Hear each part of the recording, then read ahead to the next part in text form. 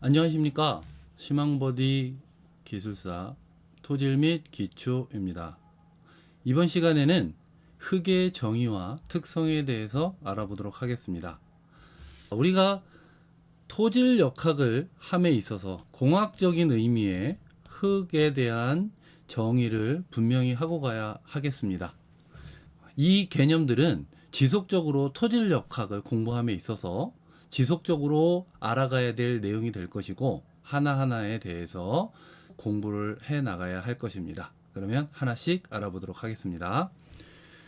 자, 흙이란 무엇인가? 흙의 정의입니다. 흙, 토질 역학에서의 흙은 안반의 물리적 풍화작용, 화학적 풍화작용, 용해작용에 의해서 미세한 조각으로 이루어지게 됩니다. 자갈, 모래, 실트 크기의 입자는 안반의 물리적 풍화작용에 의해서 생성되고, 점토 크기의 입자는 안반의 화학적 풍화작용에 의해서 생성이 됩니다. 또한 흙은 흙 입자, 강극수, 강극공기의 중요한 3상 구조로 이루어진 불연속체라고 할 것입니다. 어떤 집안 상태에 있는 흙들은 흙 입자와 강극수, 지하수에 의한 강극수, 그리고 요 사이에 강극 공기가 혼재되어서 존재하고 있고, 우리는 이것을 3상 구조로 나타내서 흙과, 그죠? 일정 부분의 최적에 대해서 흙과 강극에 대한 물, 강극 수압, 그 다음에 강극 공기로 구성이 되어져 있다 할 것입니다. 이 내용들에 대해서는 차차 이제 알아보도록 하겠고요. 그리고 흙 입자는 쉽게 분리가 될 수 있고요. 어떠한 외력, 그죠? 우리가 응력을 받게 되면, 어떤 힘을 받게 되면 입자 상호 간에, 흙 입자 사이에 변이가 쉽게 일어나게 되는 것입니다. 이것은 흙이 우리가 건설 분야에서 다루는 다른 재료, 강재라든지 혹은 콘크리트라든지 이러한 재료와 현저히 다른 특성이며, 흙, 소일이 가지는 토질 역학에서의 특성들은 지속적으로 설명을 하게 될 것입니다. 그러면 흙의 특성, 흙의 특히 공학적 특성, 토질 역학에서 얘기하는 공학적 특성에 대해서 하나씩 알아보도록 하겠습니다. 첫 번째입니다.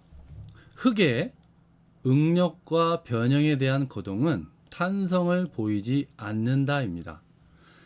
우리가 관심이 있는 역학에서는 응력이 가해지게 되면 일정 부분의 변형이 생기는 것에 대한 부분들을 관심 있어 하고 있습니다. 그래서 오른쪽에 그림을 보시면 응력과 변형률에 대한 관계를 그래프로 나타내고 있는데, 같은 흙이락도 혹은 흙의 종류에 따라서 흙이 어떠한 상태에 있느냐에 따라서 응력과 변형률의 관계 곡선이 달라지게 됩니다. 또한 응력 변형에 대한 거동은, 응력과 변형에 대한 거동은 이렇게 강제해서 보이는 탄성계수로 나타낼 수가 있는데, 보시다시피 곡선으로 되어져 있어서 탄성을 나타내지는 않습니다. 다만 탄성체임을 일부 응력 구간의 범위 내에서 적용해서 탄성계수 혹은 일정 변형률에 대한 변형계수를 구하여 탄성적 거동을 추정하게 됩니다. 두 번째, 흙의 성질은 본질적으로 비균질이고 비등방성입니다. 앞서 말씀드렸다시피 일정 집안의 어떤 임의의 집안에서 임의의 요소에 대한 부분들을 고려를 하면, 실은 같은 동일 집안 내에서도 위치에 따라서 혹은 어떤 흙의 종류나 집안의 상태에 따라서 달라질 수밖에 없을 것입니다.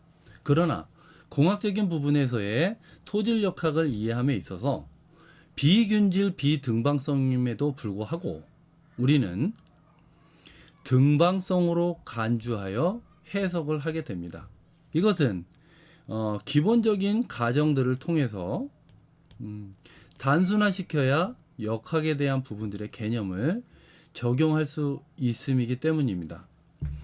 나중에 토합 부분에서 얘기를 나누겠지만 집안의 한 요소에서의 수직 응력과 수평 응력인 시그마 H와 시그마 V는 토합이 다르게 나타나고, 그리고 이 깊이가 어디에 존재하느냐에 따라서 동일한 집안일지라도 전당 강도가 달라지게 된다.